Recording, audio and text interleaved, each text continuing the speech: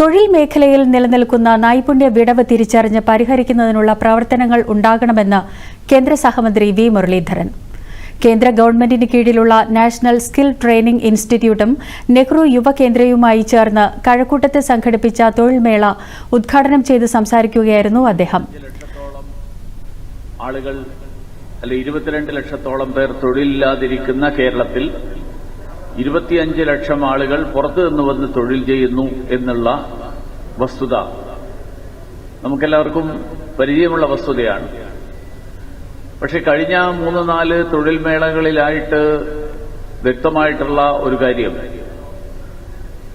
ഇപ്പോൾ വർക്കലയിലെ അനുഭവം എനിക്ക് വളരെ കൃത്യമായിട്ട് അറിയാം. ഏതാണ്ട് 6000 പേര് രജിസ്റ്റർ ചെയ്തു.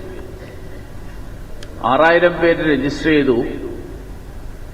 എന്റെ ഓർമ്മ 3000-ലധികം തൊഴിലവസരങ്ങളുമായിട്ടാണ് അവിടെ പങ്കെടുത്ത കമ്പനികൾ വന്നത്.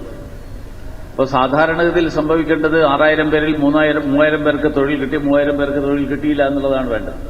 പക്ഷേ ധാരാളം ഈ വന്ന കമ്പനികൾ അവർക്ക് ആവശ്യമുള്ള ആളുകളെ കിട്ടിയില്ല. ഇന്ത്യൻ സ്കിൽ ഡെവലപ്മെന്റ് ഇൻസ്റ്റിറ്റ്യൂട്ട് വഴി ഇതുവരെ 1,30 ലക്ഷം പേർക്ക് പരിശീലനം നൽകി ജോലി ലഭ്യമാക്കാൻ കഴിഞ്ഞതായും വി മുരളീധരൻ പറഞ്ഞു. നെഹ്റു യുവകേന്ദ്രയുടെ ആഭിമുഖ്യത്തിൽ സംഘടിപ്പിച്ച 5ാമത് തൊഴിൽ മേളയിൽ 87 സ്വകാര്യ സ്ഥാപനങ്ങളിൽ നിന്നും 6000 ഒഴിവുകളാണ് റിപ്പോർട്ട് ചെയ്തിട്ടുള്ളത്.